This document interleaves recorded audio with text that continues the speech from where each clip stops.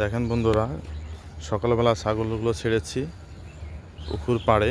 সবাই সুন্দর ঘাস খাচ্ছে, সুন্দর পরিবেশে, মনোরম পরিবেশে সবাই ঘাস খাচ্ছে মনের মতো করে একদম।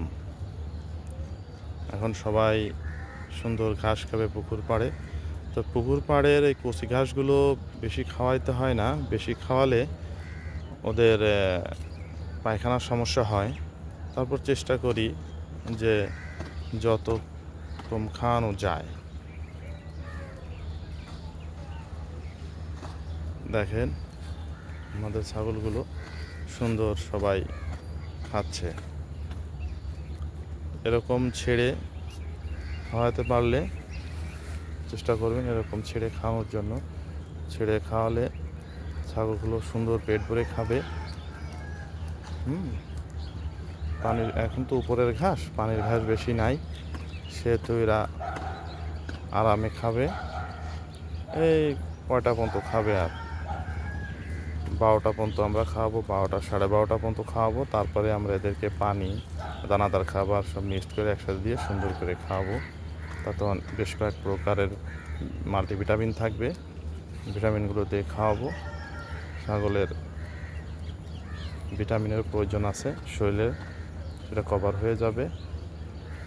চেষ্টা করি আমরা সবসময় ছাগলকে আপডেট রাখার জন্য সকল প্রকার ওষুধ, মেডিসিন সব কিছু দেওয়া, ন্যাচারালি, বেশিরভাগ ন্যাচারালি, সব ন্যাচারাল সব কিছু। এখানে এছাড়া বেশি কিছু খাওয়ানো হয় না। ওই দেখেন আমাদের পাঠা চলে আসছে, ও আজকে দেখতেছি খাচ্ছে, অন্যদিন খালি দুষ্টামি করে, বেশি ভেজাল করে। আমাদের ছাগলগুলো এখন সব রিল্যাক্সে খাচ্ছে, এইভাবে খাবে 12টা 12:30 পর্যন্ত। 12টা 12:30 পর্যন্ত খাওয়ানোর পরে তারপরে তাদেরকে আমরা রুমে তুলে দিব। রুমে তুলে দিয়ে রেস্টে থাকবে। আবার আমরা 3টার দিকে সকলকে ছেড়ে দেব। বিকালে 5টা পর্যন্ত খাবে। 5টা পর্যন্ত খাওয়ার পর আবার তুলে দেবো। ভিতরে কিছু হালকা কিছু ঘাস দিব, যে কম খাইছে সে খাবে, আর যে না খাবে নাই। আর যে পানিটা দিব, ওই পানিটা যেটা থাকবে অতিরিক্ত পানিটা বিকেলবেলা ফিনিশ করে আপনাদের দেখাবো যে কীভাবে ছাগলের আমরা পানি খাওয়াই। ছাগল বেশি একটা পানি খেতে চায় না, তারপর আমরা যেভাবে খাওয়াই এভাবে খাওয়ালে আপনারা খাওয়াইতে পারবেন, পানি খাওয়াইতে পারবেন, সমস্যা হবে না। পানি খাওয়াইতেই হবে, পানি না খাওয়াইলে গ্রোথও আসবে না, শরীরে ভালো থাকবে না। এই যত কান লম্বা ছাগল হবে তত দুষ্টামি বেশি করবে।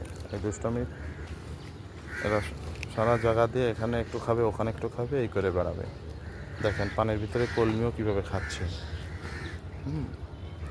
ঠিক আছে, সবাই ভালো থাকবেন, আমাদের সাথে থাকবেন। আর কোনো ভুল ত্রুটি হলে অবশ্যই কমেন্টে জানাবেন, যাতে আমরা শিখতে পারি। আল্লাহ হাফেজ।